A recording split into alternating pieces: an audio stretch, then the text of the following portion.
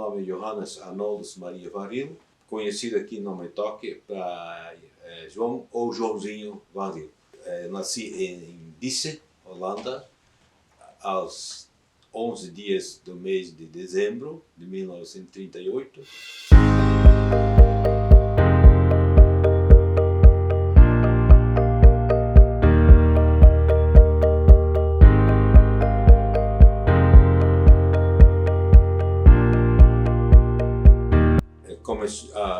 Meu pai é Jacobus Van Riel.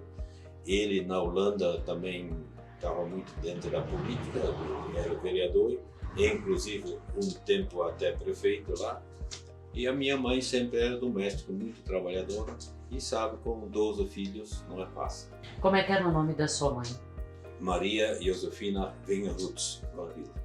E o tamanho da propriedade era de quantos hectares? 12 hectares. Para a Holanda já era grande, mas aqui era uma pequena propriedade, onde então a mãe trabalhava com os filhos e o pai então também auxiliava, porque estava muito fora. E cultivavam o que lá?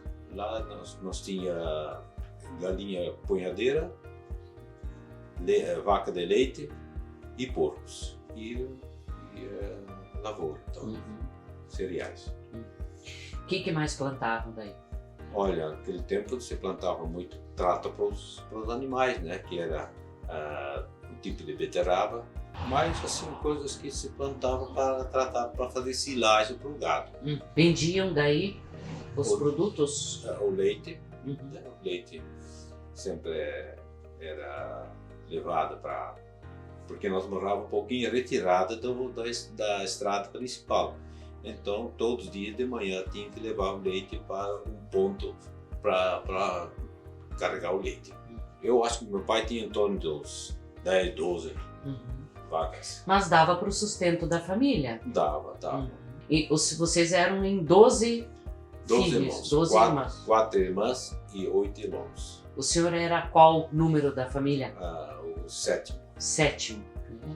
E o senhor veio para o Brasil com que idade? Eu vim no Brasil com 10 anos, porque nasci em 38 e nós viajamos em março de 49. Tá. E o que o senhor lembra lá da sua infância? Como iam para a escola? Como é que era a escola? Olha, lá como também a família era grande e os vizinhos também, nós íamos tudo em grupo para a escola, né? Só que é separada, né? As meninas por um e os guris da outra escola, né? Não era mista, era separada. Naquela época a diferença era maior do que hoje em dia, né? Porque hoje em dia tudo vai junto, né? Sim. Mas naquela época as meninas de um lado e os guris para outra escola. E aí então eu estudei na Holanda até quarto ano. Nos estudos não foi muito bem, mas sempre bem na média, né? Então, e como é que era na sala de aula, a rigidez, assim, como é que era o trato do professor com o aluno, professor? Olha, eu acho que naquela época era rigidez, mas bom, porque a gente tinha que se comportar. Como também em casa, né? Eu acho que tinha muito mais respeito como hoje em dia, porque jamais se respondia com o professor. E também, quando era para castigar, castigava. Né? E quando o professor dava um castigo na aula, em casa era outro castigo em cima, né? Não é que o pai ia para tirar satisfação do professor. Quando o filho está na escola, quem manda na escola naquela época era o professor. Então... E no caminho da escola para casa e da casa para a escola, vocês iam em grupo, daí tinha provavelmente algumas peripécias, algumas artes que aconteciam. O senhor lembra de alguma coisa? Às vezes acontece algumas artes, né? E alguma briguinha entre os colegas também, né? Mas assim, artes não tanto. E o mais bonito sempre é no tempo do inverno, né? Quando tinha neve, né? Então a gente ia de tamancos para não esfriar o pé. E nós ia de tamanco para a escola. E então, às vezes, as tamangas também voavam para o ar, né? Caía? Caía, não, mas também é briga, né? Então, mas... Coisa normal, né? É, coisa normal da juventude, né? Porque hoje briga e amanhã estão super amigos, né? Nos domingos, então a gente brincava junto, né? Uhum. E tudo é rigoroso, né? Porque na nossa juventude, eu sei que meu pai tinha enxadinhas pequenas para trabalhar, né? Então, sim. E eu vou contar um caso, Teodoro, que quando eu tinha aqui uns 6, 7 anos, o pai deu um cantinho de terreno para plantar ervilhas. Então, eu preparei a terra, tudo bonitinho, fiz a valetinha e foi botando os grãos de ervilha. Mas cada dia eu fui olhar se já tinha nascido, né? Eu estava curioso. E de repente eu vi que estava brotando. Mas o broto de ervilha vai primeiro para baixo e depois sobe para cima. E eu contei para o pai, mas eu plantei errado porque eles crescem para baixo. Eu virei todos eles. Então eu fui lá cavocar tudo e virei eles tudo com a ponta para cima. E claro que morreu tudo. Aí não deu certo. Isso é uma arte que eu me lembro. Então a ervilha ela faz o contrário. Sim. O pivô, aquele primeiro, ela põe para baixo. Para baixo. E o senhor teve o trabalho de virar toda a semente. Toda a semente. Ele não esqueceu nunca mais, né? Não, essa é uma coisa que me gravou muito no tempo da juventude. O povo era muito espiritualizado, né? Ah, sim. Isso ainda, por exemplo, principalmente, cada primeira sexta-feira do mês, nós tínhamos que ir de manhã, antes da escola, e ir para a missa. Cada primeira sexta-feira do mês. Eu me lembro dos meus irmãos mais velhos, que eles gostavam de jogar bola, mas não. Primeiro na missa e de tarde tinha ainda um culto, né? E tinha que ir lá. Depois podia rezar o terço, de repente. Rezar o terço, depois podiam jogar bola. Depois podia jogar bola. Isso era sagrado naquela época. Os seus irmãos mais velhos, como eles tinham mais vivência, tempo de vida na Holanda, eles conseguiram fazer um curso técnico? Como é que era? O meu irmão mais velho, Francisco, ele fez o curso de agricultura, agrônomo, né? O Adriano, que é o segundo filho, ele fez a técnica. E a minha irmã, que é a segunda da turma, essa fez corte e costura, escola doméstica, né? Essa tudo tem curso. E como é que... O senhor falou que o seu pai era bastante envolvido com a política, né? Isso veio a sua tendência também. E então ele estava bastante fora de casa, né? E ele era assim mais da esquerda, da direita... Ou como é que era a política na Holanda? O senhor não lembra? Eu não me lembro muito, mas o meu pai nunca era da esquerda. Não super direito, mas o meu pai normalmente era correto. Né? Ele procurava ajudar o próximo. E era remunerado esse cargo de vereador e prefeito? Não me lembro, Teodoro. Mas provavelmente não, né? Eu creio que não. Mas o meu pai estava muito mais fora de casa do que em casa. De manhã ele dava as ordens. E o filho mais velho, Francisco, o Adriano, fazia o trabalho e a mãe sempre acompanhando, né? Porque a mãe foi um curso muito firme na agricultura. Exatamente.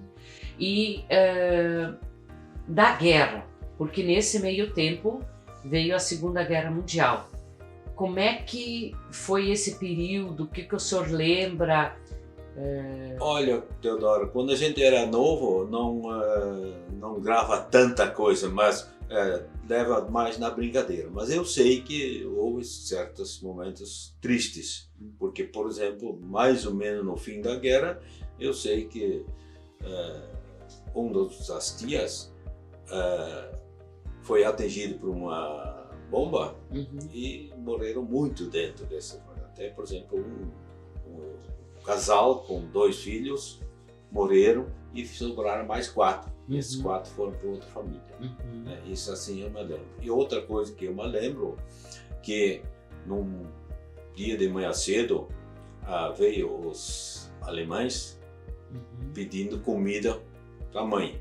E como nós tínhamos a casa, e além da casa nós tínhamos um esconderijo onde a gente se escondia quando a coisa ficava meio preta. E aí tinha um tropa, eu acho que 10, 12 soldados, e dizia o seguinte: esse, queremos comer, queremos comer. Tá, a mãe, com toda a filharada, né, foi lá para casa para ver, né? E quando então os soldados viram que era uma família grande, eles tinham consciência de que não, aqui eles precisam comer, então nós não vamos. Eles não forçaram. Não forçaram, não comeram, foram embora. Então isso é uma coisa também grave, que quer dizer, tem dentro desses soldados tem gente compreensiva também. E como é que foi a decisão de vir para o Brasil? O senhor lembra de alguma coisa? Ou isso foi muito bem pensado? Foi muito... Eu acho que Teodoro foi meio de repente, assim, mas principalmente o que foi o ponto principal, a medo de uma segunda guerra. Porque naquela época... De uma então, terceira guerra. Terceira guerra, né? Então eles tinham... E como o pai tinha uma família grande de homens, ele estava preocupado com os filhos homens que tinham que servir, né? Porque o mais velho, Francisco, ele já estava pronto para servir. Então decidiram ir para a Holanda. E outro assunto também, como naquela época todos, principalmente os filhos, tinham que ser agricultor, né? 8 filhos homens, onde é que vão botar isso em 12 hectares de terra? E então é por isso que eles vieram para o Brasil, porque lá eles prometeram muita terra. Nesse grupo que a sua família veio, havia esse estímulo para vir para o Brasil? Sim, sim. Naquela época,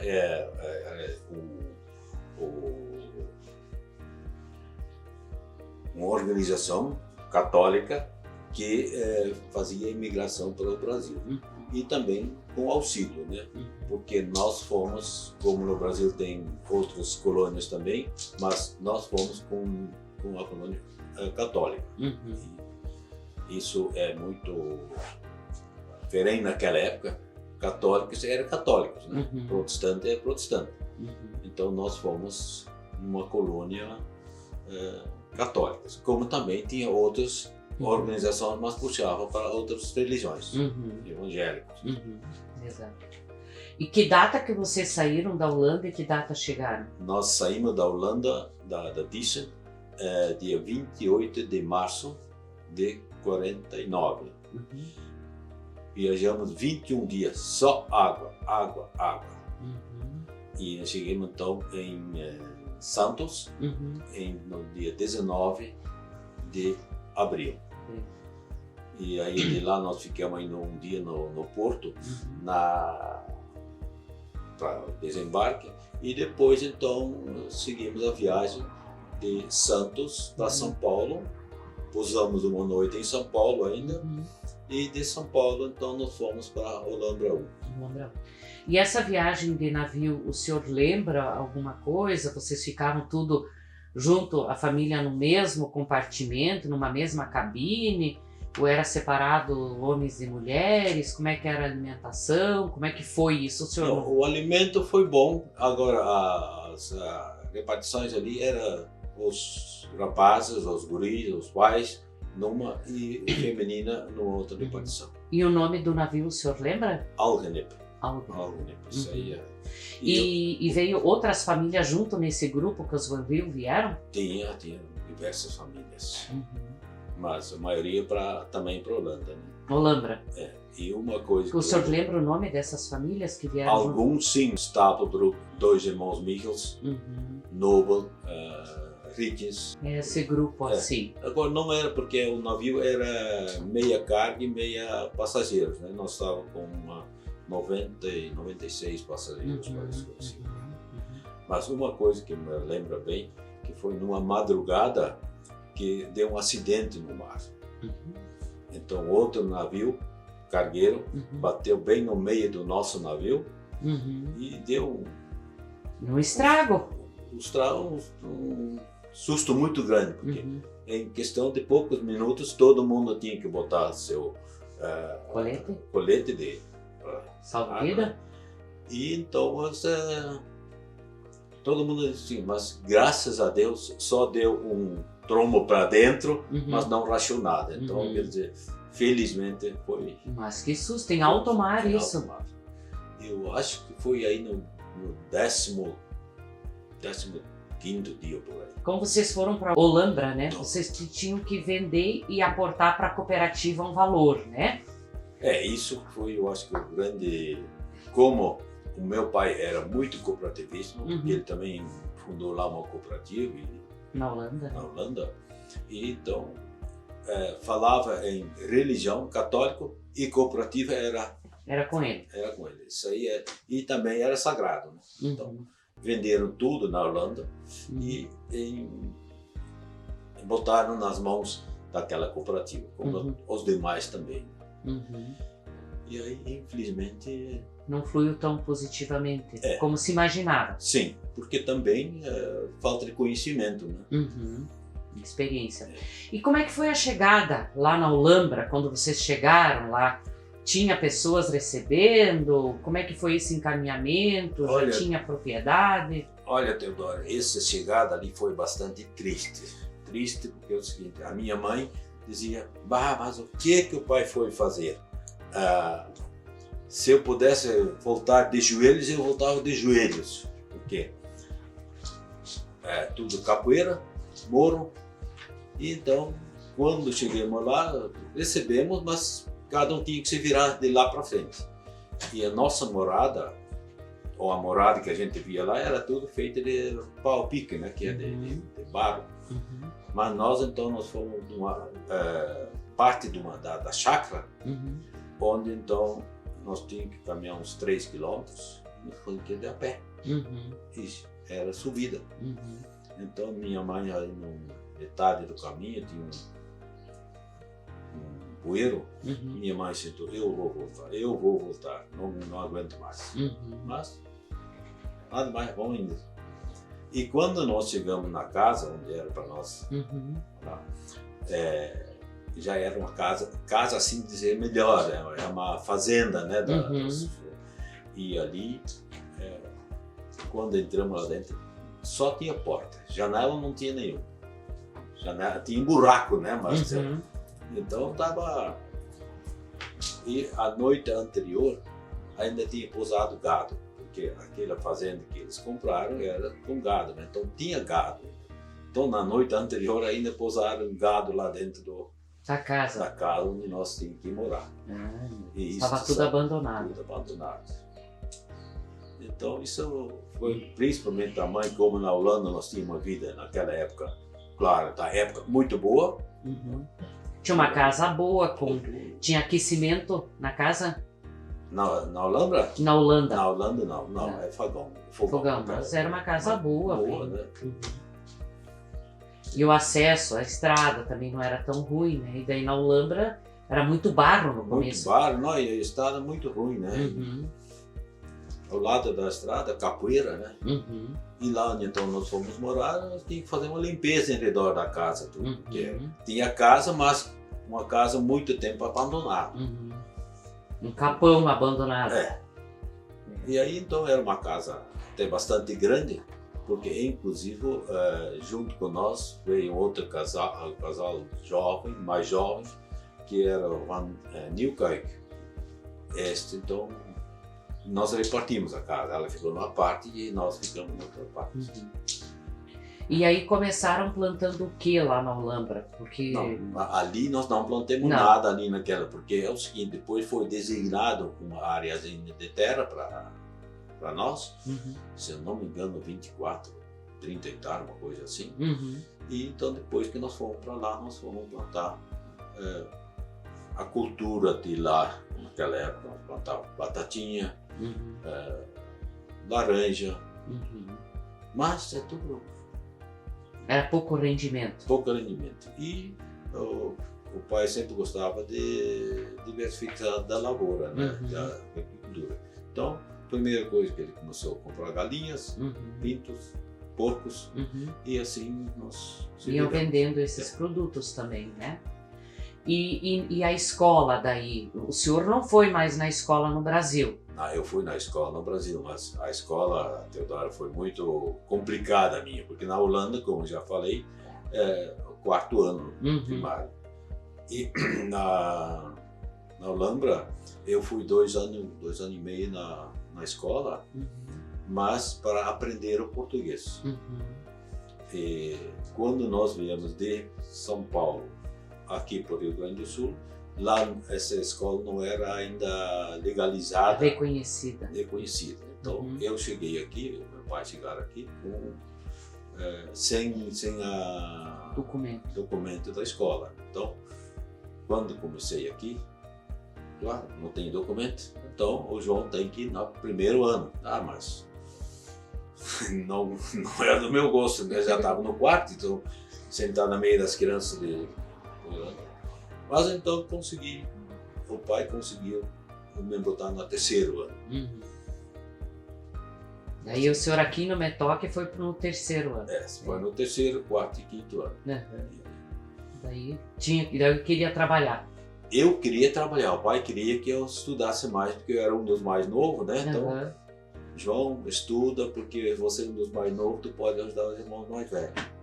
Mas você que sabe, naquela época, 15 anos, 16 anos, tu que sabe, então eu sabia, né? Que eu queria trabalhar, não queria mais ir na escola. Com certeza. Mas... Quantos anos vocês ficaram em Olambra? Em junho de 51, aí o pai comprou quase 2 anos. Passou um pouco de 2 anos. O pai veio aqui no Metoque. Ele veio primeiro olhar aqui. Ele comprou um pedacinho de terra. Lembra quantos hectares que ele conseguiu comprar? 52 hectares. Opa! Mas isso graças aos bons habitantes aqui que venderam a prazo, né? Eles queriam se ver livre, porque era terra magra, terra fraca, então eles acharam, vamos... E lá em Olambra ele conseguiu vender, ou como é que foi a saída da cooperativa? Tinha que deixar, né? Tinha que abandonar. Ele não recebeu nada? Ele recebeu mais tarde, mas naquele momento não. Meu pai, ele fazia contrabanda de produtos que eles produziam. Ovos. Porque tinha que declarar tudo na cooperativa e como ele viu que não estava indo bem, ele começou a guardar produto. Tinha que entregar tudo na cooperativa.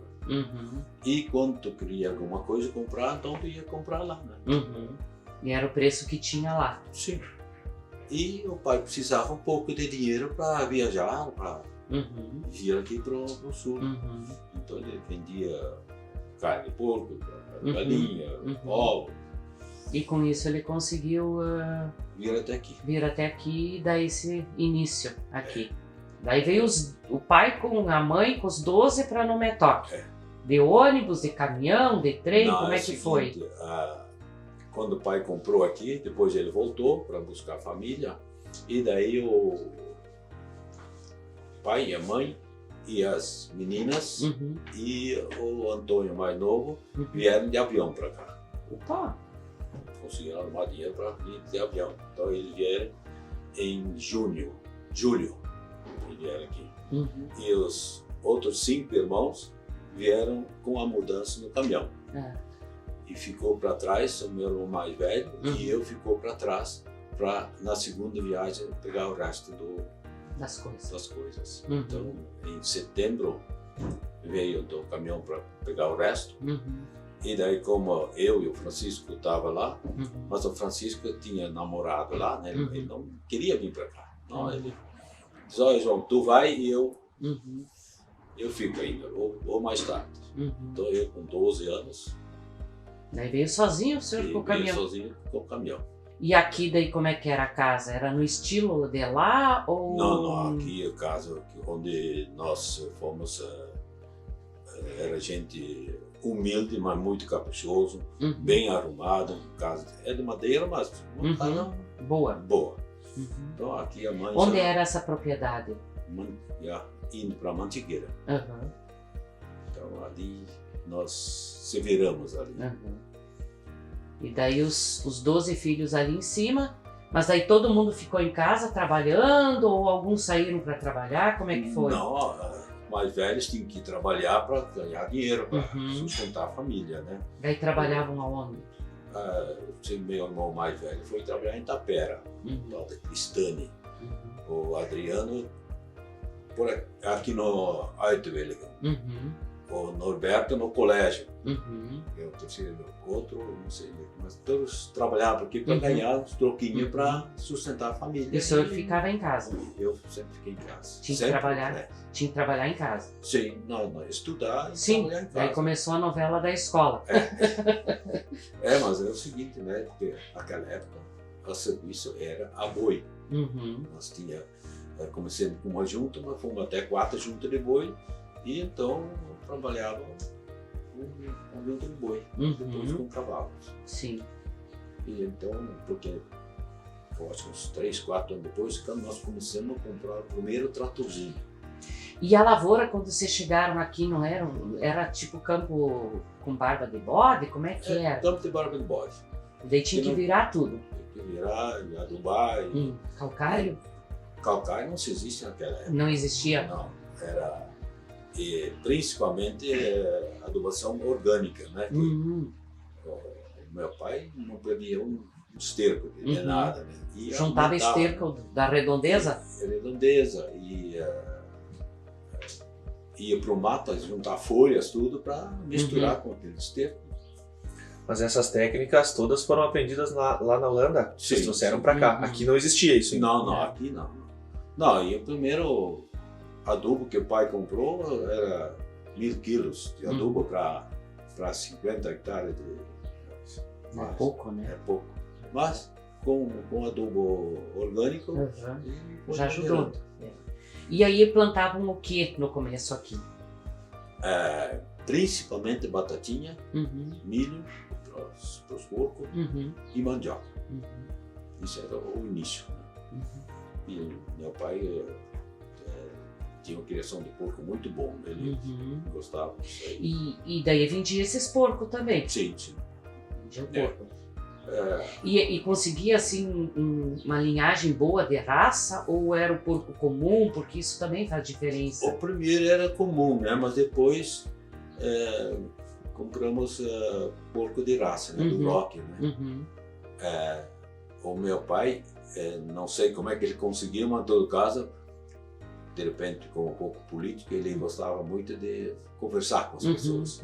Então ele foi para a Estrela, lá o prefeito convidou ele para dar umas palestras lá, meio holandês, meio alemão, né? E ali então já tinha a criação de porco do Duroc. E de lá nós... Aí ele conseguiu um casal, como se diz. E aí ele foi... E o seu pai aqui no Brasil também seguiu com esse espírito de liderança, então, né? E do que ele participou? O que o senhor lembra, assim, do que ele foi participante na época que ele esteve ativo, vamos dizer? O que ele, junto com outros também, mas onde que ele puxou muito frente era a cooperativa Gaulanda naquela época, né? Que foi fundada. Ele também foi presidente ali também. Foi uma cooperativa fundada pelos holandeses aqui de Nometok. E como vocês vieram de Olambra para Nometok, aqui a imigração chegou pelos padres franciscanos, 3 franciscanos.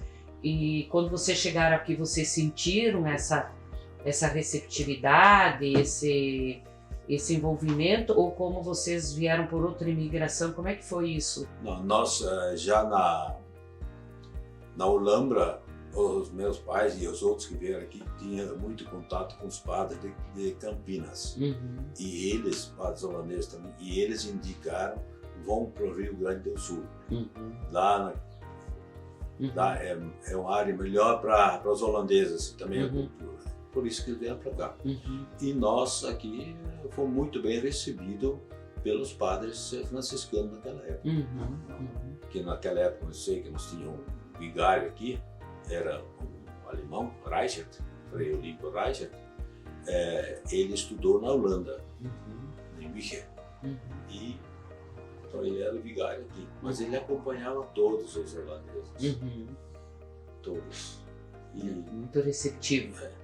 E os outros também, né? E aqui, além da fundação da cooperativa, o seu pai participava da comunidade, ajudava na igreja, Ou como é que era isso, essa parte? Ele também se envolvia ou não tanto mais? Olha, o meu pai sempre foi para ajudar os outros, social, muito social. Esse tanto na igreja como na cooperativa, como se ele tinha que ajudar alguém, ele estava aí para ajudar.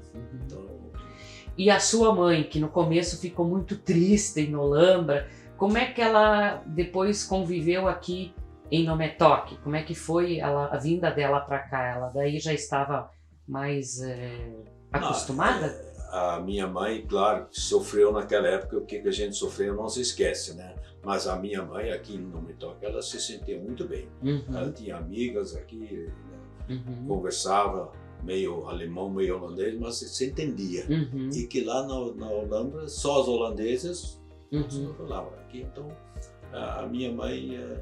aprendeu um pouquinho do português. Aprendeu um pouquinho. Português não, nem água. Não podia. Mas os alemãos, né? Naquela época, Teodoro, aqui tinha muitos alemães ainda que não sabiam nem falar português. Então, os holandeses sentiram muito em casa. Mais em casa.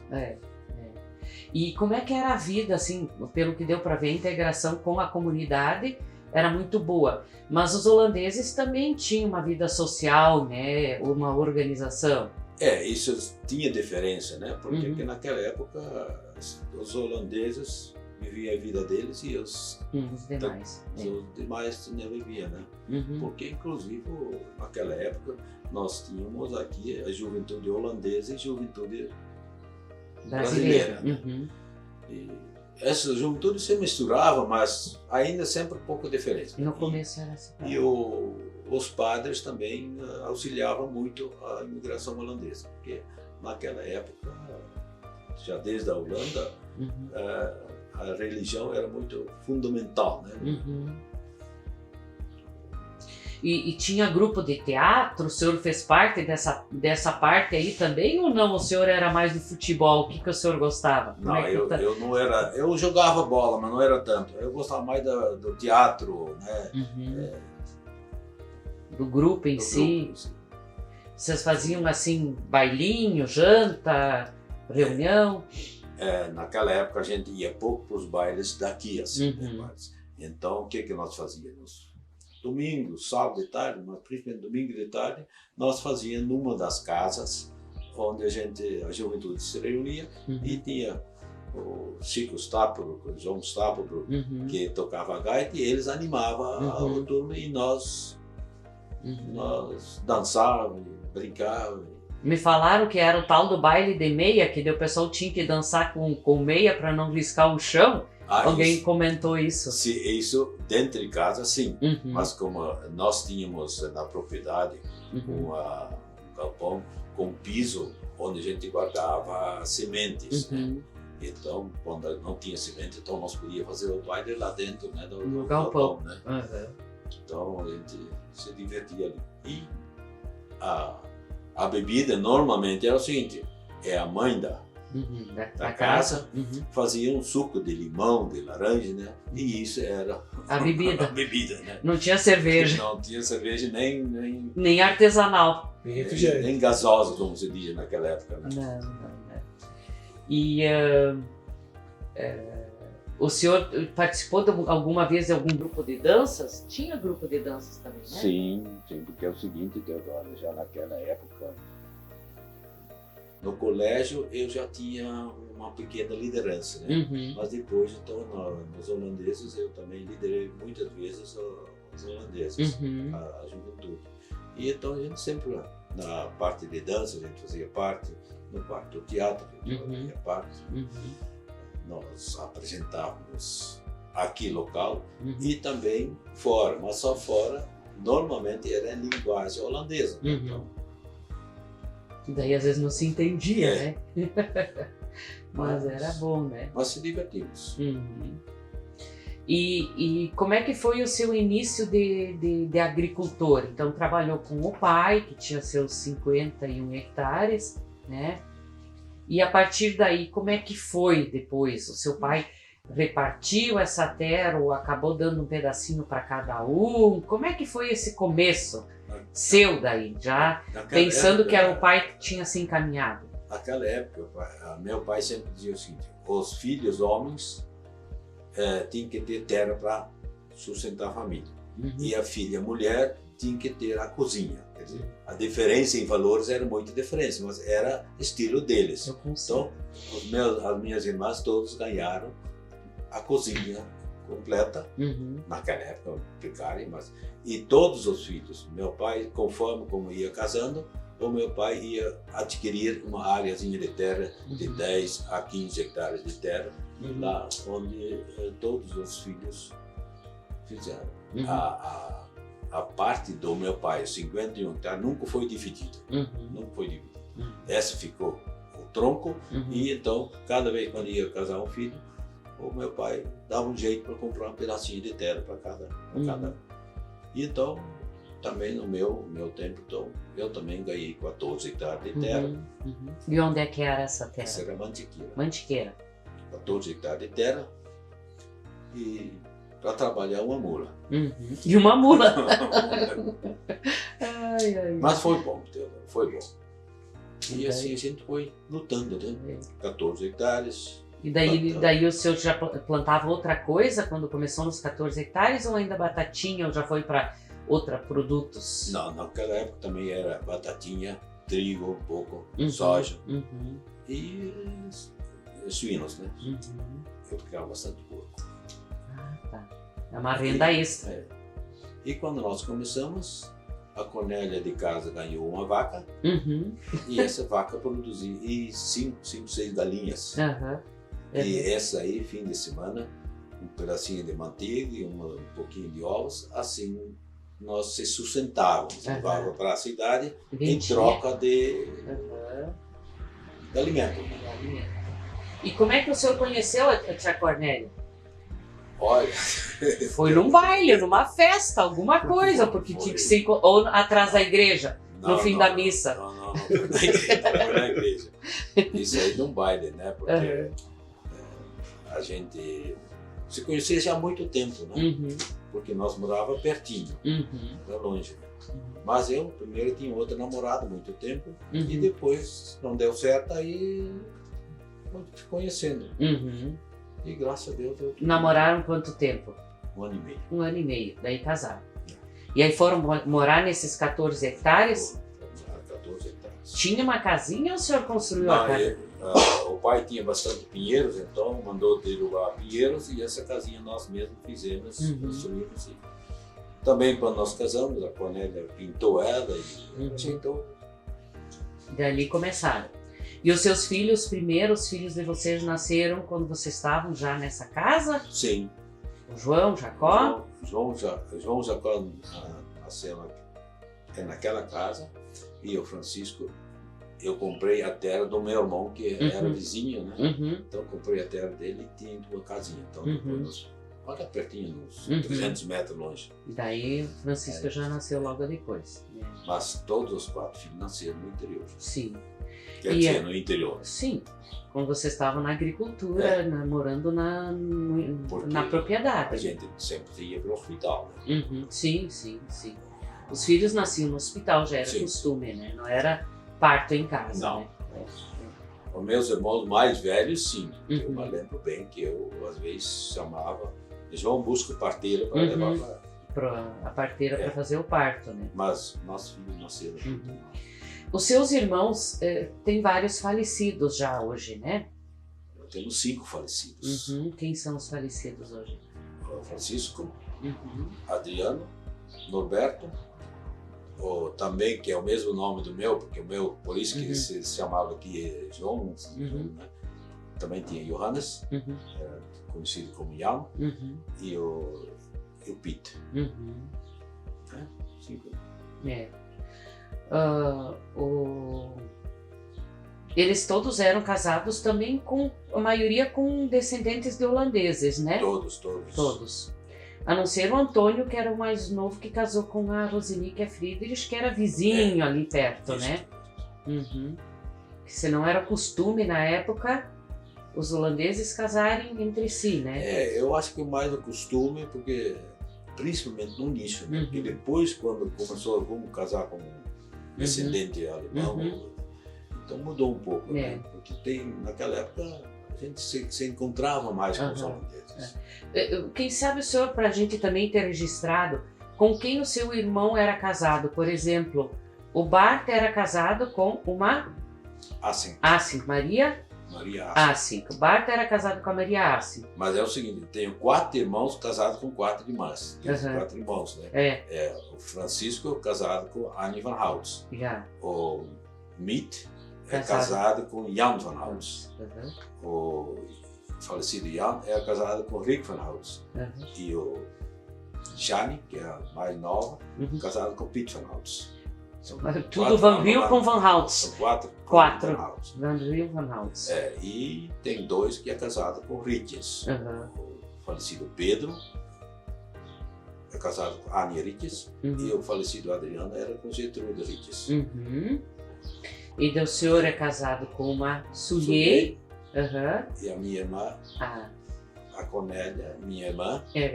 Cornélia Sully é casada com José Sully. E a Annie van Riel? A Antonelli. Com a Antonelli, o único que é um só. O Antonelli, a Annie, o Antônio e o Norberto. Norberto era casado com? Assink. Uma mistura, Mas né? Isso era muito, né? Porque nos fins de semana, a gente se unia só essas turmas, né? E depois, quando começou a juventude holandesa misturar mais com a juventude brasileira, aí começou os casamentos. Daí tem o Arne Sábado, tem meu irmão, Antônio. Aí que aconteceu a integração e a miscigenação que nós temos hoje. O senhor começou com uma propriedade de 14 hectares, a sua vida com a dona Cornélia, né? E ali, nessa propriedade, com a adjacente que foi adquirida logo em seguida do seu irmão, ali nasceram os seus 4 filhos, o João Jacó, o Francisco, André e a Carla. E aí foram vários anos de muito trabalho, né? Até chegar na propriedade que a família tem hoje. Assim, em síntese, como é que foi toda essa caminhada até chegar nesse patamar? Bom, isso aí, assim, nessas pequena área que nós tínhamos, depois, então, como eu sempre era bastante avançada, nós começamos a arrendar terra. Aí nós arrendamos uma área de terra em Chapada, uma área de 800 hectares total. E eu tinha uma sociedade junto com meu irmão, com o Pedro, e eu fechei o negócio e o meu irmão foi junto, mas seu João, não vai dar certo, eu não vou junto, digo, então eu vou sozinho. Não dá, temos sociedade, vamos junto. Aí então nós começamos a trabalhar esses 800 hectares de terra arrendada com 8 BR e trabalhando dia e noite para crescer. E aí, com 2 anos e meio de trabalho nessa área, nós conseguimos comprar uma área em Carazinho, Almirante Tamandaré, de 340 hectares. Depois desse, veio oferecer ao Dr. Osório uma área de terra em Moepelê, pedindo se nós queríamos comprar terra. Eu digo, não, queremos, mas dinheiro não temos. Não, mas se você quer comprar, vamos dar uma olhada. Vamos dar uma olhada. Olhei uma terra e é uma terra excelente, que hoje que está plantando são os filhos do Pedro. Mas a compra lá foi tão mais do que pai para o filho, porque ele me diz o seguinte: tem alguma coisa para dar de entrada? Não? Eu vendi a terra aqui em Mantiqueira e então nós demos um pequeno valor. Eu sei que o valor total naquela época era 2,5 milhões, não sei se é cruzeiros ou o que era, mas o valor total. Sim, mas bom, o que tu pode dar? Eu tinha medo de dizer o que eu podia dar. Eu digo, olha, doutor, o senhor é que sabe, eu vou dizer o que eu posso. 50 mil. Então, de 2 milhões e meio, 50 mil é mixaria, né? Não, tá bom. Bom, vamos fazer o seguinte, o resto tu paga em 3 anos e meio. E vamos fazer o seguinte, contrato assim, portanto, o que vocês puderam pagar até lá, nós escrituramos. Se não dá, de volta ou prolongamos. Então ali, em 3 anos e meio, nós conseguimos pagar aquela terra também, que dava 600 e poucos hectares. E assim nós adquirimos essa terra. Depois nós abrimos a sociedade, o tio Pedro ficou em Moinho Pelego e eu fiquei em Tamandaré. E hoje é os filhos que tocam. E hoje é os filhos que tocam. E na propriedade nós temos avicultura, pecuária e lavoura. Aí o João Jacó toca a parte das aves. Aves, né? E a metade da lavoura. E o André, o pecuária, gado de leite e outra metade. Sempre na diversificação, como o vô. O Jacques Van Riel também sempre trabalhou a agricultura com a parte de pecuária junto, né? Eu sei que meu pai sempre gostava de ir lá na lavoura, mais do que do meu irmão, porque o meu irmão só plantava cereais. Então ele gostava lá ver os bichos, né? E eu gostei sempre disso. Isso. Mas nessa vida também, o senhor trabalhou bastante na lavoura e para ter o seu patrimônio, a sua vida, né, de família. Mas o senhor também sempre se envolveu muito com as entidades, né? Eu tenho aqui relacionado várias entidades que o senhor ajudou a fundar e que o senhor sempre participou.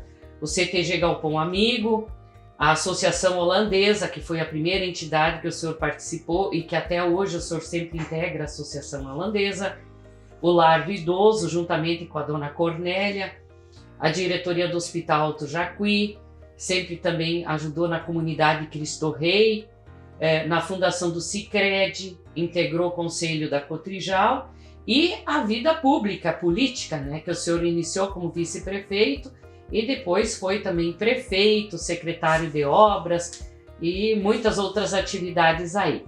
Então, nós temos muita coisa para falar sobre isso. Começamos por aonde?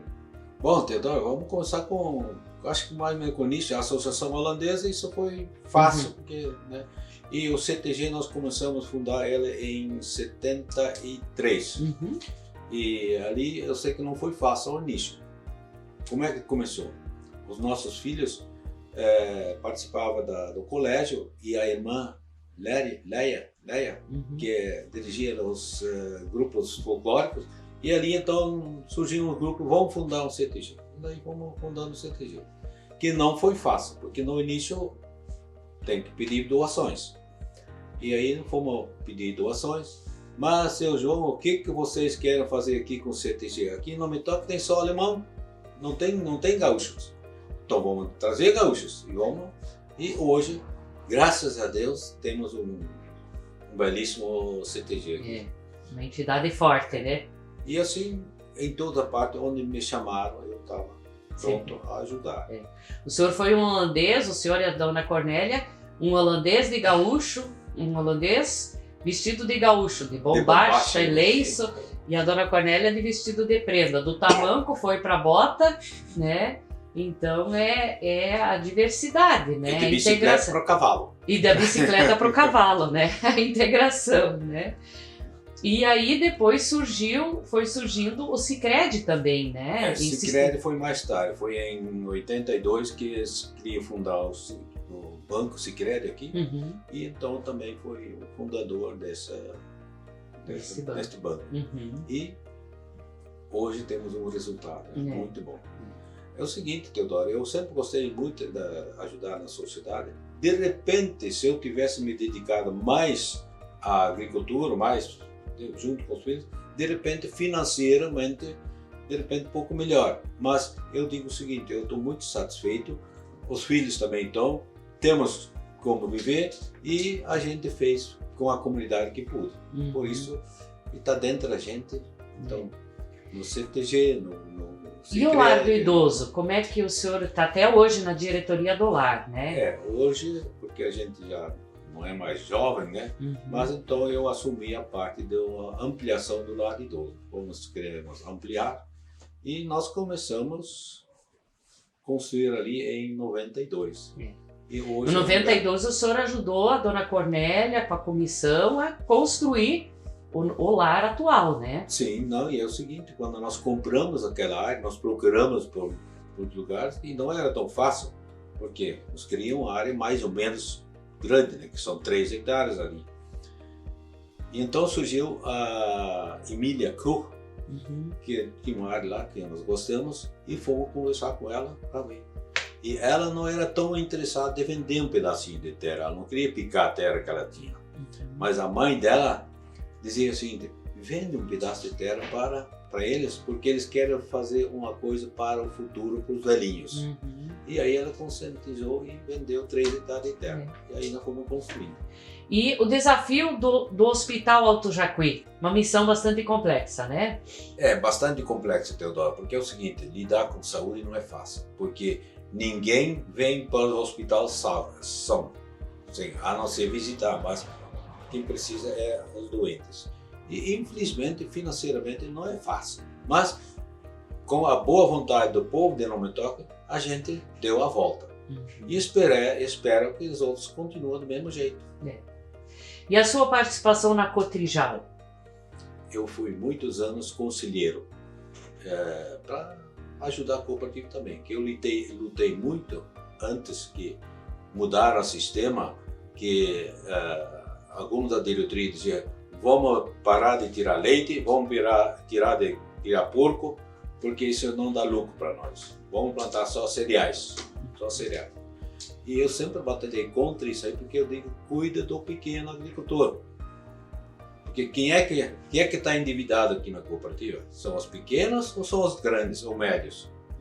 Aí eles teve que responder que os pequenos todos pagam sua conta, com leite, com porco, né? Mas os tempos mudaram e hoje estão com cereais, né? E eu sempre lutei isso, porque esse dinheiro mensal para o agricultor é muito importante. O senhor sempre foi muito, e a sua família também é muito religiosa, e o senhor teve sempre uma participação também grande junto à comunidade Cristo Rei. O senhor não foi o que também liderou a construção do ginásio de esportes? Também já naquela época, né? E também a reforma da igreja, por exemplo, até quando eu tive que reformar, porque era antiga com soalha de madeira, tudo, e até nós, junto com a comunidade, até botamos um trator lá dentro para fazer a terraplanagem lá dentro, né? Então a gente sempre procurou fazer. E até começamos com o pavilhão de festas, hoje, quando começou também, fez parte daquilo lá. Então, além, logicamente, de contribuir nas celebrações, o senhor também sempre ajudou a comunidade Cristo Rei na estrutura física, para que a entidade, para que a comunidade também tivesse sempre um bom espaço e tivesse o conforto, né, de poder estar numa igreja bonita, num salão de festas com uma boa estrutura, né? Com certeza, Teodoro, com certeza, né? Porque quando eu penso, quando nós viemos aqui, quando tinha a canônica velha, foi tudo demolido pelas mãos dos cristãos, dos católicos, do canônica velha, construímos o pavilhão primeiro de madeira, então, onde hoje está o salão do esporte. O senhor foi convidado a ingressar na política, né? E aí isso foi através, então, do falecido, né, do ex-prefeito Arlindo Hermes, o Mão, né, em que o senhor, com este espírito de obreiro, de construtor de obras, né, o senhor foi convidado a ser vice. Então, como é que foi esse desafio? Como é que foi a campanha? Bom, Teodoro, eu vou voltar um pouquinho para trás. Eu nunca quis entrar na política, porque eu participei algumas vezes de alguns comícios quando eles destratavam um outro, né? E daí eu digo, não quero saber da política. Mas o ex-prefeito, o Edmar Noll, me convenceu que eu me filiasse num partido. Eu, naquela época, nem sabia qual era melhor ou não, mas, em todo caso, afiliei naquela época no partido do prefeito, que era Arena. Né? E daí, no fim do mandato dele, João, tu tem que ser candidato a vereador. Jamais, eu não vou, não mais.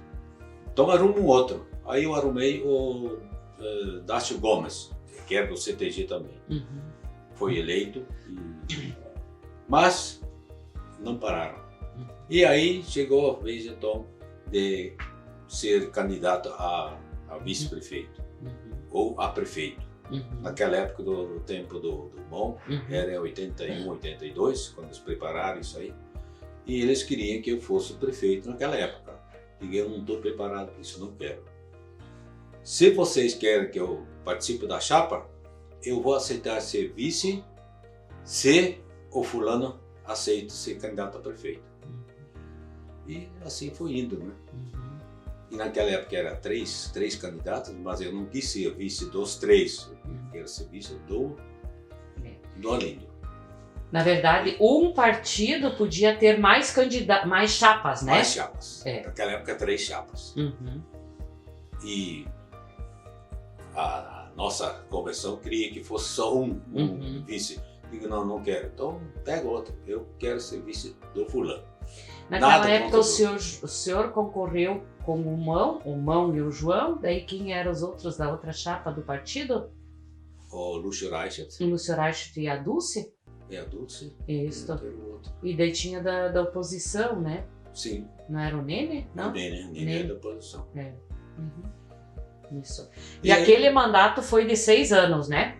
O seu mandato, sim. 6 anos. Era o último mandato de 6 anos. E daí naquele mandato também fizeram muitas obras, né? Foi feito muitas obras naquele mandato, porque as épocas foram favoráveis, porque tem os altos e baixos, foi favorável. O anterior não consegui fazer muita coisa, mas ao menos deixou a prefeitura em dia. Então nós começamos e fizemos bastante obras naquela época, principalmente em calçamento. E naquela época não se falava muito em asfalto ainda, mas calçamento. E aí todos os calçamentos aqui na cidade, quem quer ver, principalmente as subidas, se não for colocado as paralelepípedas, tipo escama de peixe. Espinha de peixe. Esse foi feito por nossa época, na subida. Por plano não. E também trabalharam muito no interior, né, no alargamento das estradas, naquela época já. Sim. E na questão das pontes, né, muitas pontes foram feitas, pontilhões de madeira, né, que existem até hoje. Sim. Não, foi feito muita coisa no interior. Porque, quando nós pegamos, estava meio abandonado o parque de máquinas, talvez por motivo financeiro, né? Mas nós conseguimos fazer muita coisa no interior. E aí no último ano do mandato aconteceu vamos dizer, para não me toque, um fato impactante, né? Uma perda muito grande, né? E naquela época, Teodora, o Arlindo, quando estava nos últimos, como se diz... Ele teve um problema cardíaco, né? E acabou falecendo. E ele disse, João, você não pode pegar meu mandato. Eu quero que você vai ser o próximo prefeito. Aí eu disse para o Arlindo, olha, Arlindo, eu fui eleito junto contigo e eu vou terminar o mandato, se o senhor não puder. Então eu vou ficar até aqui, ter o mandato, para terminar o mandato dele. E eu acho que foi gratificante, foi muito bom. Porque daí o senhor estando prefeito, o senhor não podia concorrer na época, né? Não. Eu teria que desistir para poder concorrer. E eu não queria entregar o mandato sem terminar. Isso. E aí depois teve uma outra campanha, né, em que o senhor daí foi de prefeito, né? O senhor e o Paulo Malaquias, né? Isso foi em que ano? 92. Tá. Foi em 92 que teve a campanha, né? E aí foi novamente procurado, que eu achei chego para mim, mas todo cara me pediram, então vamos lá.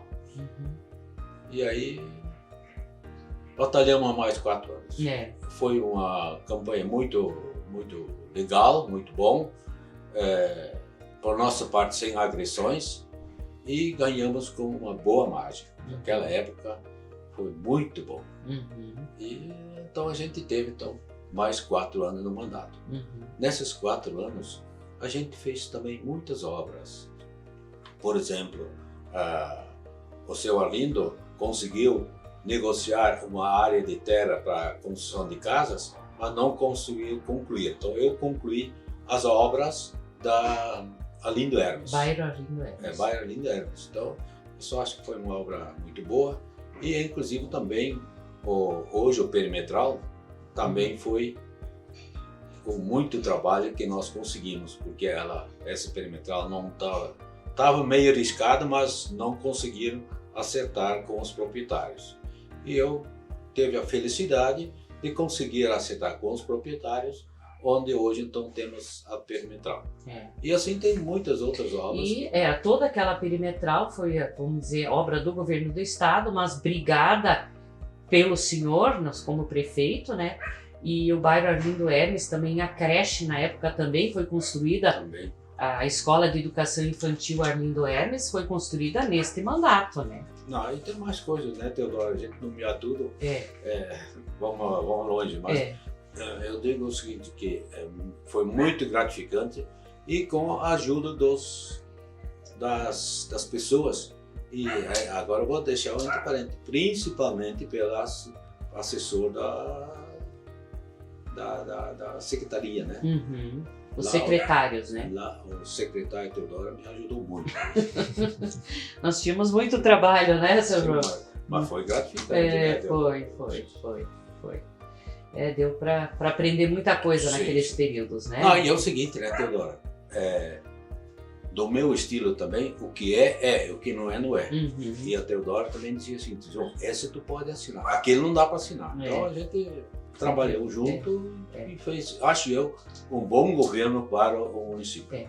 Naquele mandato também, seu João, lhe ajudando, avançou e ampliou muito o serviço de assistência social, liderado pela dona Cornélia, e também os serviços da Secretaria de Saúde, né? Sim. Que a saúde municipal deixou de ser daquela de postinho e foi se ampliando e construindo já naquela época as unidades maiores, né? Uhum. Sim, então, naquela época foi construído diversas postinhas, né? Posto para atendimento do bairro e a pessoa ter atenção, não precisar ir no hospital direto, né? Qual era o meu objetivo sempre, Teodoro?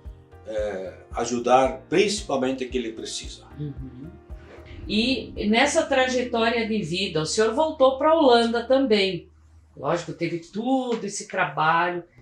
Quando foi a primeira vez que o senhor voltou para a Holanda? A primeira vez foi em 78, junto com meu pai, que meu pai queria visitar a Holanda uma vez. Meu pai já era viúvo e ele teve uma doença bastante séria e os médicos de lá tinham dito para ele, seu Varril, se o senhor quer ir para o Brasil, vai logo, porque o senhor não tem mais do que no máximo 90 dias de vida.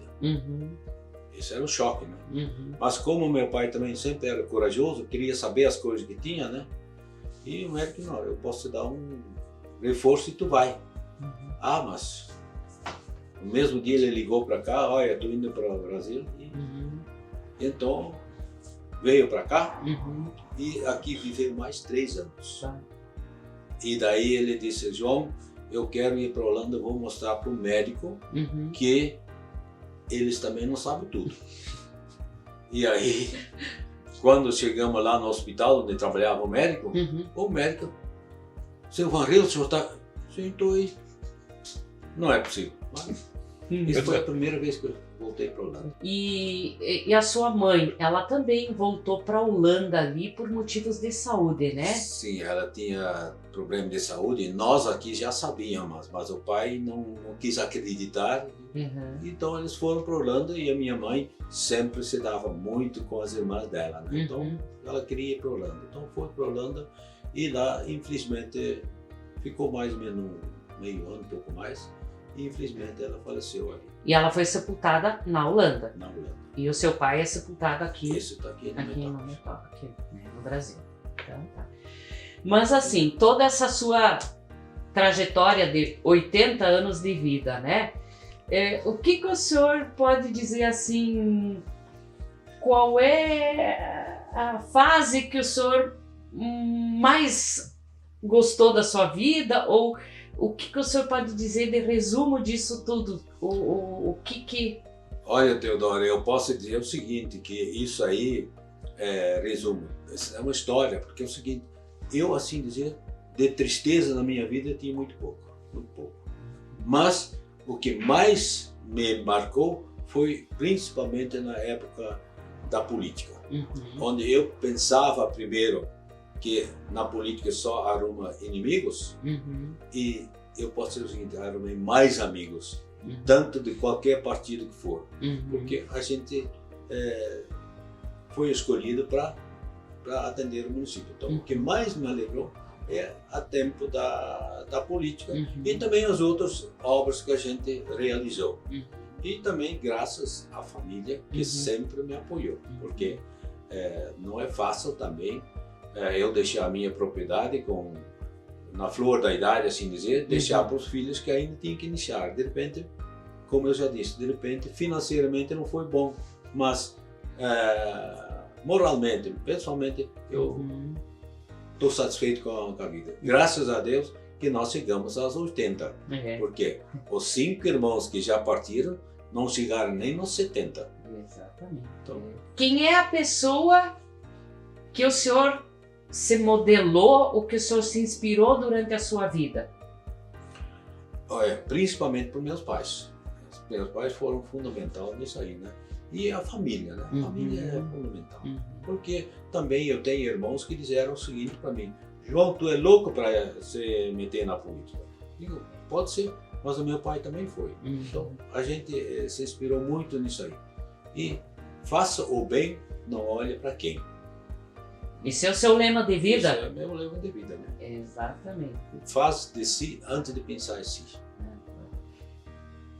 E que conselho o senhor, então, com esses lemas, já são conselhos, o senhor deixa para a juventude? O que o senhor gostaria de reforçar assim, para essa nova geração que está aí? Olha, Teodoro, principalmente respeito e humildade. O respeito nunca é demais. E humildade, claro, a gente não deve humilhar, mas humildade. Ouvir as pessoas, porque até meu pai sempre dizia, o silêncio é a maior arma que tem. Então, claro, não é sempre, às vezes tem que falar, mas brigar enquanto que as pessoas se discutem não segue um resultado.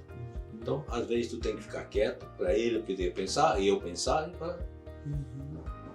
Pensa antes que faça e enquanto tu está fazendo, continua pensando.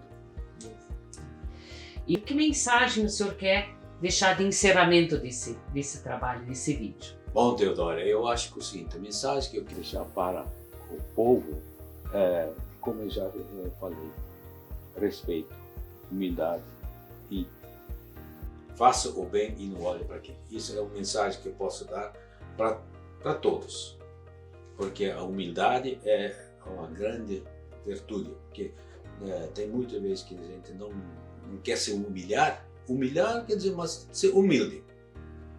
Então, eu quero desejar o seguinte, né, que respeito, humildade, e principalmente para esses jovens que respeitam as autoridades e para o bem do povo.